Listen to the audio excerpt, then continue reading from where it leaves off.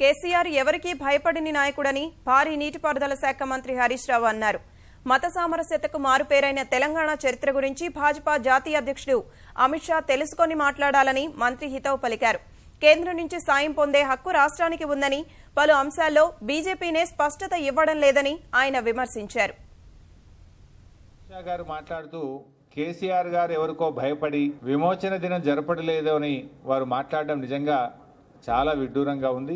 కేసీఆర్ గారు ఒక మొండి ఘటం గనుకనే, కేసీఆర్ గారు ఎవరికి భయపడినటువంటి గొప్ప నాయకుడు గనుకనే 14 ఏళ్లు పోరాడి ఇవాళ తెలంగాణ సాధించినటువంటి నాయకుడు కేసీఆర్ అనే విషయం బహుశా అమిత్ షా గారికి తెలియదేమో. నేను ఇంకోటి అడుగుతా ఉన్నా, మరి ఆంధ్రప్రదేశ్ రాష్ట్రం ఉన్నప్పుడు, చంద్రబాబు నాయుడు ముఖ్యమంత్రిగా ఉన్నప్పుడు ఇదే బీజేపీ చంద్రబాబు ప్రభుత్వంలో పార్ట్నరే కదా.